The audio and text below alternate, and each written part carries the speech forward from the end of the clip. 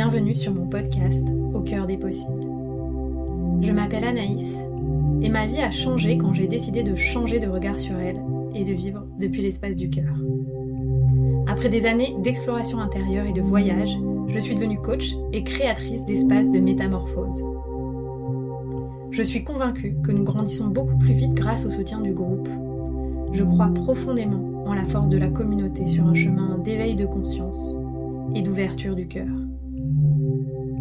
Ce podcast est donc offert à celles et ceux qui souhaitent comme moi voir la vie avec le cœur et grandir avec audace, souveraineté et prospérité.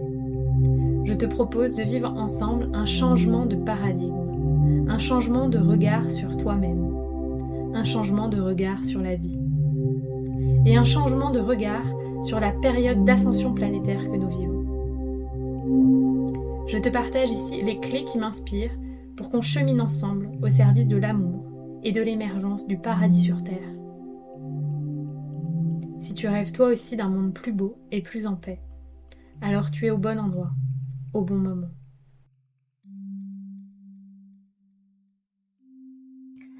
Bonjour et bienvenue dans ce nouvel épisode d'Au cœur des possibles, un épisode en solo que j'enregistre dans le courant du mois de janvier, après les fêtes. Et les fêtes ont été pour moi un moment où j'ai retrouvé ma famille. Alors vous pouvez me dire assez classique. Et on n'avait pas été réunis ensemble depuis plus de 10 ans. Et ça s'est très bien passé.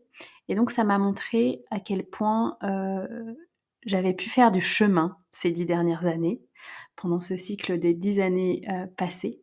Et donc j'avais envie de vous partager de façon intime, une guidance de ce que moi j'ai vécu et de ce qui est possible pour vous, si ça vous inspire, de suivre en identifiant ce qui, pour moi, auparavant, étaient des sources de souffrance dans mon lien, notamment aux êtres de ma famille, et qui, de par un changement de posture et un vrai chemin de guérison, de mise en conscience individuelle et transgénérationnelle, m'a permis de me repositionner et de vivre des relations dans une énergie qui sont complètement différentes. On dit souvent que les fêtes de fin d'année peuvent être très compliquées pour certaines personnes et qu'elles sont en réalité de véritables stages de développement personnel. Et en effet, souvent, après avoir fait un chemin de guérison sur soi, ou un chemin en tout cas de connaissance de soi, si on est amené à retrouver sa famille, parfois, il y a des tensions, il y a des choses qui bougent, tout simplement parce que nous, on a fait évoluer nos propres schémas internes et qu'ils ne correspondent plus à certaines loyautés familiales. Donc, on va pouvoir ensemble aujourd'hui parler de ça, de différents points en fait que moi j'appréhende notamment dans mes accompagnements individuels et dans toutes mes approches pour ramener de la lumière sur ce qui est toxique dans certains fonctionnements que l'on retrouve particulièrement dans les familles et en réalité qui sont présents ou qui ont pu être présents dans tout type de relation, et comment on peut suivre un chemin pour s'en libérer. Et avant de commencer mon partage avec des clés possibles pour vous sur ce chemin, j'ai envie de vous partager cette citation de Bert Hellinger, donc qui est la personne qui a notamment ramené en Europe la technique des constellations familiales. C'est une citation qui est assez longue et que pour autant je trouve magnifique et qui parle à toutes ces personnes qui se sentent un peu moutons noirs dans leur famille. Alors je commence la citation. Les moutons noirs d'une famille sont en fait des libérateurs de leur arbre généalogique. Les membres de la famille qui ne s'adaptent pas aux règles ou aux traditions familiales, ceux qui cherchent constamment à révolutionner les croyances, ceux qui choisissent des routes contraires au chemin tout tracé des lignées familiales, ceux qui sont critiqués, jugés et même rejetés, ceux-là sont appelés à libérer la famille des schémas répétitifs qui frustrent des générations entières. Ces soi-disant moutons noirs, ceux qui ne s'adaptent pas, ceux qui hurlent à la rébellion, en réalité, réparent, détoxifient et créent de nouvelles branches florissantes dans leur arbre généalogique. D'innombrables désirs non réalisés, de rêves inachevés ou de talents frustrés de nos ancêtres se manifestent à travers cette révolte. Par inertie, l'arbre généalogique fera tout pour maintenir le cours castrant et toxique de son tronc, ce qui rendra la tâche du révolté difficile et conflictuelle. Arrêtez de douter et prenez soin de votre rareté comme étant la fleur la plus précieuse de votre arbre. Et cette dernière phrase que je vous partage, que je trouve magnifique, vous êtes le rêve de tous vos ancêtres. Bert Hellinger. Alors si vous aussi vous avez pu vous sentir mouton noir ou que vous vous sentez mouton noir, j'ai d'abord envie de vous partager une analyse transgénérationnelle qui parfois peut expliquer ce sentiment, cette sensation, tout simplement parce que dans une fratrie, l'ordre dans lequel on est n'est pas anodin et il a un sens. Et souvent, d'après ma lecture des personnes que j'ai accompagnées, que j'accompagne, et d'après les enseignements que j'ai reçus au plan transgénérationnel, souvent les personnes qui ont ce rôle de libérer la mémoire de l'arbre généalogique sont le second de la fratrie. Parce que le second est celui qui porte la mémoire, qui expérimente davantage de difficultés en fait dans la relation et qui à la fois a le don de réunir et d'être à l'écoute des autres. Donc il a comme un don de médiation. À l'inverse, le premier va être celui qui porte le clan, qui est dans une énergie de fondation et qui commande la fratrie dans un besoin en même temps de parfois suivre ses propres idées et d'ouvrir potentiellement de nouvelles voies en fonction du degré de loyauté qu'il peut avoir envers le clan. Et puis le troisième, c'est celui qui porte l'émotionnel, c'est celui qui porte l'imaginaire, c'est celui qui porte les liens manquants, c'est celui qui va être davantage aussi dans la corporalité. Et pour tous les enfants qui viennent ensuite, eh bien, ce schéma se reproduit, c'est-à-dire que le quatrième va prendre un rôle qui est identique à celui du premier, avec potentiellement d'ailleurs des tensions entre le premier et le quatrième, puisque énergétiquement, ils ont reçu en quelque sorte le même rôle. Et on dit parfois que c'est même celui qui porte le plus le clan et qui peut être le plus soumis à la pression transgénérationnelle. Voilà pour ce partage que j'avais envie de vous faire sur cet éclairage de ce qui se joue dans une fratrie et de notre ordre de naissance. Et de aussi changer un petit peu de regard et de se dire « Ah, ok, en réalité, peut-être que au plan de l'âme, si c'est quelque chose qui vous parle, au plan de l'âme, vous avez aussi choisi ce rôle qui peut être un rôle de mouton noir, en tout cas qui est un rôle de libérateur. » Et j'ai envie de vous partager ça parce que ce rôle de libérateur, c'est aussi un accélérateur pour moi de conscience.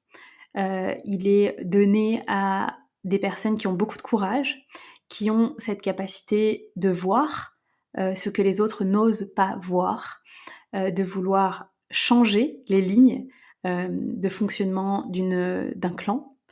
Et donc ça demande à la fois beaucoup de résilience, beaucoup de courage, beaucoup d'amour de soi et beaucoup de conscience et de détermination, de persévérance aussi, je dirais.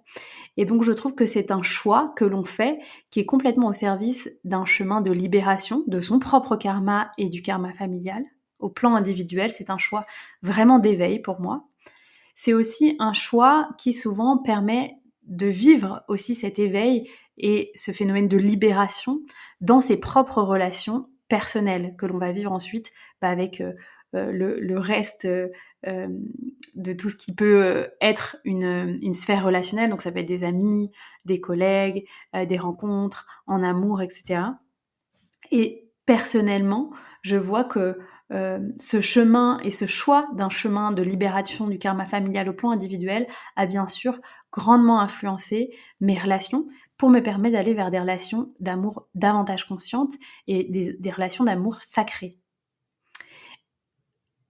Au plan professionnel, je dirais aussi que ce que je dis souvent à mes clients, c'est que quand on observe un blocage dans un arbre généalogique qui parfois, tant qu'il n'est pas révélé, tant que le secret n'est pas révélé, le chemin individuel de la personne ne va pas pouvoir s'éclairer. Et donc dans un accompagnement en reconversion professionnelle, en développement d'activité, il y a souvent des schémas transgénérationnels à lever, des choses à éclaircir. Et dans ce cas, le fait d'assumer et de suivre cette voie de libération, c'est aussi une voie pour libérer la prospérité sur votre chemin. Libérer l'épanouissement personnel, libérer le libre arbitre de choisir sa voie et de recevoir le soutien de ses ancêtres dans le monde invisible.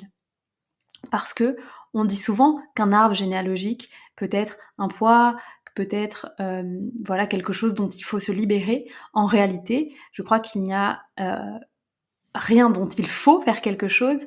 Il y a peut-être à libérer des choses, à lever des énergies qui sont pesantes sur un arbre. Et il y a aussi à prendre conscience des ressources qu'on reçoit d'un arbre. Et parmi moi, les premières questions que je pose à mes clients en accompagnement individuel, c'est de mettre de la conscience sur, en tout cas c'est une invitation à mettre de la conscience sur les talents qu'ils ont reçus, les talents uniques qu'ils ont reçus de leur arbre. Et parfois, c'est le talent d'un parent, le talent d'un grand-parent, le talent d'un oncle. En tout cas, c'est aussi une grande ressource et un don de vie et d'amour que l'on a reçu à travers notre arbre. Et donc pour moi, c'est fondamental aussi d'honorer cela parce que c'est dans le sens de la vie. Et puis, j'avais aussi envie de vous partager quelque chose qui pour moi est plus de quelque chose que l'on vit au plan conjoncturel actuellement. J'observe que la fin d'année 2022 et le début d'année 2023 ont été pour beaucoup de gens que j'accompagne et beaucoup de gens autour de moi, des périodes avec des mouvements très forts dans le relationnel. Des mouvements qui font que des relations karmiques se sont levées ou ont dû être métamorphosées à tous les niveaux, au plan familial, au plan amical, au plan amoureux, etc. Et donc, peut-être que ces partages que je vous fais en lien avec la famille pourront aussi vous permettre de amener de la résonance dans ce phénomène que l'on vit depuis plusieurs mois de grande libération karmique au plan de nos relations. Et bien sûr au plan intérieur, puisque l'extérieur n'est qu'un reflet de ce qui se passe à l'intérieur de nous. Donc, si vous n'êtes pas familier avec ce terme de karmique, c'est l'idée que l'on hérite de quelque chose qui s'est passé soit dans notre passé dans cette vie, ou dans une autre vie, ou que l'on peut aussi hériter d'un arbre généalogique. Voilà. Alors donc ça va me permettre maintenant, sur cette base de ça, donc je privilégie ici un axe d'analyse d'un schéma familial, transgénérationnel, et je vous invite, si ça vous parle, à le transposer à d'autres relations. Donc, je vais vous partager les clés qui, pour moi, sont évidentes ou ont été évidentes sur mon chemin pour aller vers davantage de sécurité et de paix intérieure dans les relations avec ses proches et particulièrement avec une famille, en suivant tout simplement une voie alchimique. Pour moi, ça a été possible à travers d'abord des thérapies et 2 thérapeutes qui m'ont vraiment accompagnée sur ce chemin-là et qui m'ont aussi transmis certaines lectures sur le transgénérationnel, certaines capacités aussi à voir les dysfonctionnements toxiques dans mon arbre. Et donc, pour moi, cette voie alchimique, elle passe bien sûr par assumer de vouloir voir les ombres dans la relation, quelle qu'elle soit, et d'identifier ce qui est toxique pour nous. Et donc, ça implique de vouloir mettre de la conscience sur des loyautés, des répétitions, des choix qui sont en fait des non-choix que l'on subit, que l'on fait pour être aimé, que l'on fait pour honorer une loyauté. Ça implique aussi d'accepter de voir les injustices, les déséquilibres, les personnes qui sont exclues, les secrets, les non-dits, tout ce qui relève de la culpabilité, de la honte dans une relation ou dans un arbre.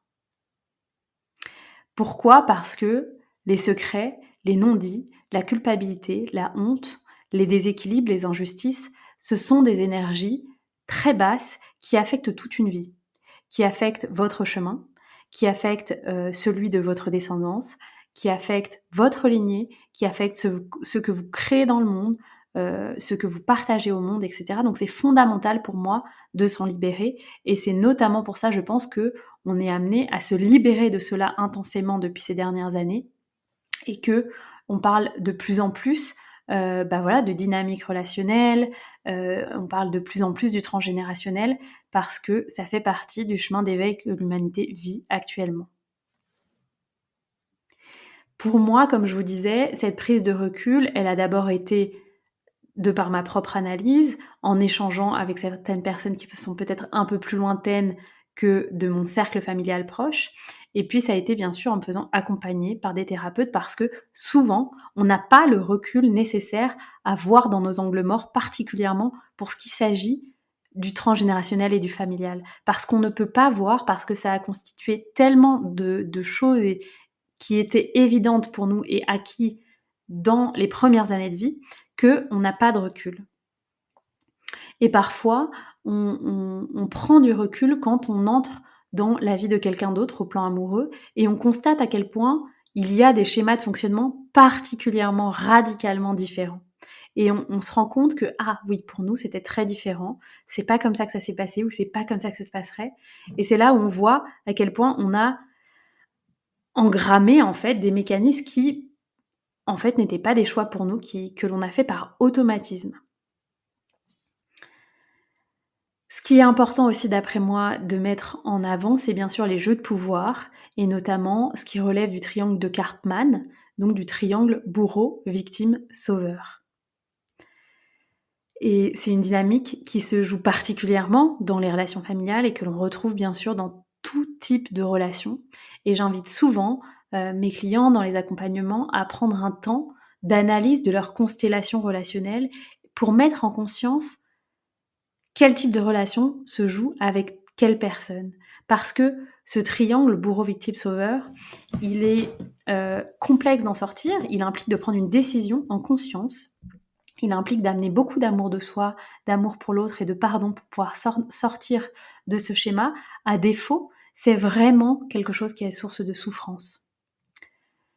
Donc pour moi, ça fait aussi partie des choses qui sont vraiment à libérer aujourd'hui pour l'humanité et auxquelles je relie profondément tout ce qui est guérison des traumatismes, thérapie de l'enfant intérieur, reparenting en anglais, donc reparentage, on dirait en français, etc., qui sont en fait pour moi des outils pour aller vers davantage d'amour de soi, qui est la fondation pour sortir de la souffrance, particulièrement dans les relations et bien sûr surtout avec soi-même. Parce que l'idée de tout cela, c'est de réaliser que nos relations ne sont que le reflet de ce qu'on vit à l'intérieur et que si on ne s'est pas libéré de schémas, de traumatismes que l'on a vécu enfant, de loyautés qui ne nous appartiennent pas, on les reproduit et on les reproduit avec souffrance si l'intention première de ces actions n'est pas l'amour de soi.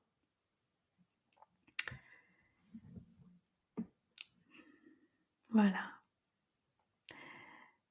Donc bien sûr, ça implique parfois de couper le lien de souffrance, en fait, parce qu'on est unis énergétiquement de façon très très forte par toutes les personnes de notre arbre généalogique, et on est unis par un lien d'amour et un lien de souffrance.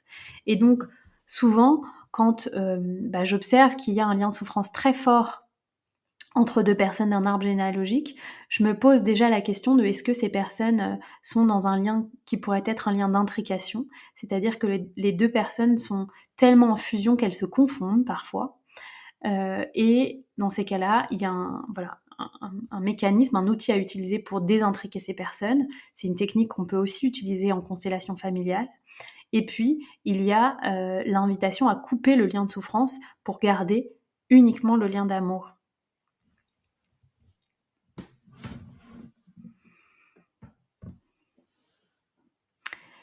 Et puis, dans les outils que j'utilise pour sortir en fait de ces schémas, pour guérir l'enfant blessé ou l'adolescent blessé à l'intérieur de nous, pour guérir le traumatisme, pour moi, il y a aussi profondément, une fois que la fondation d'amour de soi est installée, il y a bien sûr la médecine des limites. Je dis souvent aussi à mes clients, mon plus grand pouvoir est de dire non. Notre plus grand pouvoir est de dire non quand on a beaucoup trop engrammé, automatisé un schéma de sauveur, un schéma sacrificiel.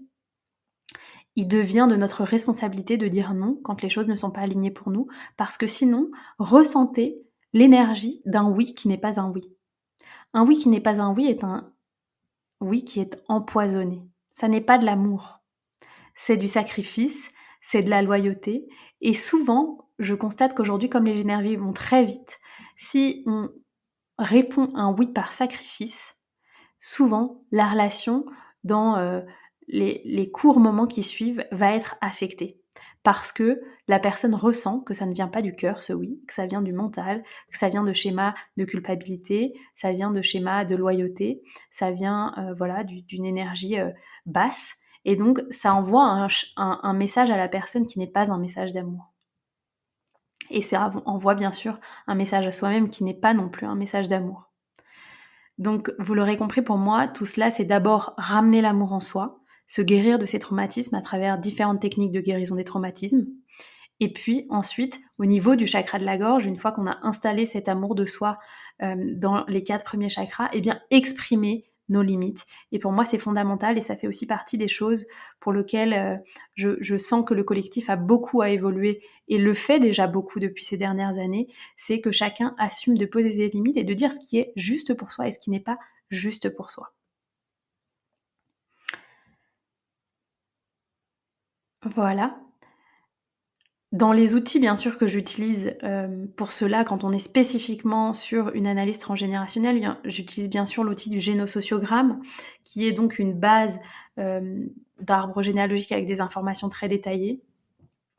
J'utilise aussi l'analyse des prénoms. J'utilise les enseignements que j'ai reçus sur le transgénérationnel, notamment cette symbolique de la fratrie que je vous ai partagée, et puis d'autres outils que je vous ai partagés dans l'épisode 5 du podcast. Je vous invite à aller l'écouter si vous avez envie d'avoir aussi davantage d'informations sur cet aspect des clés du transgénérationnel.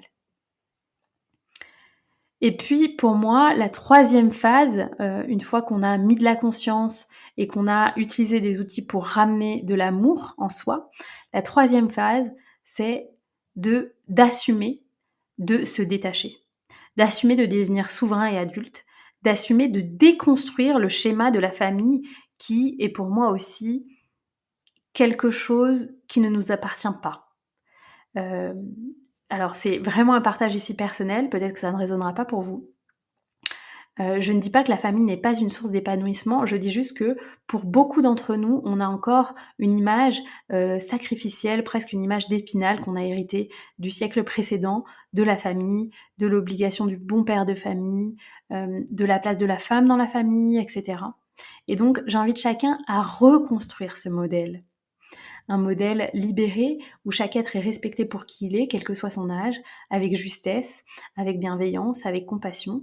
Chaque être est autonomisé et pour moi, c'est la clé de ce qui va permettre à chacun de se sentir en sécurité dans le clan familial une fois qu'on a libéré ce qui a besoin d'être libéré dans un arbre.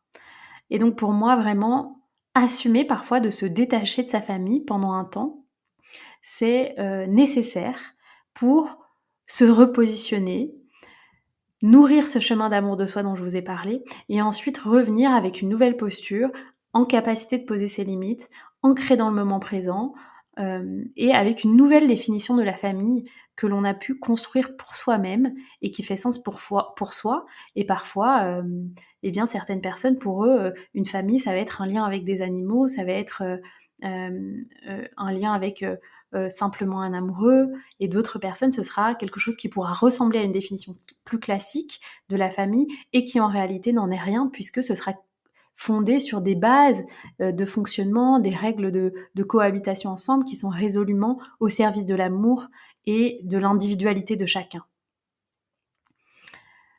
Donc voilà, c'était mon principal partage par rapport à ce qui est possible et ce que je vois moi comme voie d'évolution des relations familiales, c'est que chacun reprenne son pouvoir créateur et se demande ok, qu'est-ce que je veux créer avec cette personne? Est-ce que je veux que cette personne soit une personne de ma famille et en même temps mon meilleur ami? Est-ce que je souhaite simplement que cette personne soit une personne de ma famille et un confident occasionnel? Est-ce que je souhaite recréer ma propre famille ou c'est quelque chose qui ne résonne pas pour moi? Est-ce que je souhaite recréer ma propre famille avec d'autres âmes qui sont une famille d'âmes en quelque sorte, une nouvelle constellation de vie? Même si pour moi, je pense qu'on n'échappe jamais vraiment à ce chemin de libération transgénérationnelle et que si on simplement se détache d'une famille avec une certaine violence sans vouloir regarder derrière soi dans le passé, je pense que nos ancêtres et notre lignée nous rattrapent. Et donc, pour moi, il y a vraiment ce juste milieu à avoir entre, si on se sent mouton noir, assumer son rôle, de libérer la mémoire de l'arbre, de le faire avec bienveillance pour soi, avec patience, en demandant à être accompagné par les meilleures personnes possibles. Et puis ensuite, simplement choisir sa juste distance, sa juste posture par rapport à tout ça, et pouvoir reconstruire une vie qui est davantage libérée, davantage alignée, parce qu'il s'agit de cela quand il s'agit de se libérer d'un karma familial et transgénérationnel. Voilà. J'ai été ravie de vous partager cet épisode. Si cela résonne pour vous, vous pouvez m'envoyer un message ou un email et je serais ravie d'échanger avec vous sur vous, comment vous vivez les moments en famille, peut-être comment vous avez vécu les fêtes. Est-ce que vous aussi, vous avez constaté des énormes changements en fait depuis que vous avez marché peut-être le chemin de conscience de soi, d'amour de soi ou transgénérationnel, ou est-ce qu'au contraire pour vous il y a encore des choses qui vous sont apparues et qui sont simplement des indications de continuer le chemin, de lever certains blocages, de gagner en amour de soi. Voilà, moi je n'ai pas la prétention de dire que tout était parfait. En tout cas, j'ai vu à quel point la façon dont aujourd'hui j'ai créé un espace de sécurité intérieure à l'intérieur de moi me permet d'être en relation avec beaucoup de paix, avec beaucoup de sécurité, avec beaucoup de sérénité, parce que je sais dire des vrais oui et des vrais non. Et pour moi, c'est fondamental. Voilà. Je vous remercie de votre écoute et je vous dis à très bientôt. Un grand merci pour ton écoute de cet épisode. Si tu sens l'appel de vivre un accompagnement avec moi, mêlant cet aspect transgénérationnel et thérapeutique au coaching de vie, je t'invite à réserver un appel clarté avec moi d'une durée d'1 heure par téléphone via le lien que je mets dans les notes de l'épisode. Je serais ravie de passer ce moment avec toi, de te rencontrer davantage ou peut-être d'apprendre à mieux te connaître et de simplement te guider vers ce que je vois comme les obstacles pour toi pour avancer sur ton chemin vers ta prochaine étape de vie, vers plus d'amour, vers plus d'alignement et vers plus d'harmonie dans ta sphère relationnelle. Je te souhaite un magnifique début d'année 2023. Je te souhaite beaucoup de réussite, je te souhaite beaucoup d'harmonie intérieure et beaucoup d'amour pour toi-même. Je vous remercie à tous pour votre présence ici et pour aussi partager les épisodes autour de vous si vous pensez que ça résonne et que ça peut aider quelqu'un. Et je vous invite aussi à noter le podcast sur votre plateforme de podcast ou à liker l'épisode si vous l'écoutez sur YouTube. Ça m'aide vraiment à voir la valeur de ce que je vous offre, à partager aussi les messages qui me tiennent à cœur et à donner davantage de visibilité à ce message d'amour et d'ouverture aussi qui est ce podcast. Je vous remercie et je vous dis à très bientôt pour le prochain épisode. Ciao.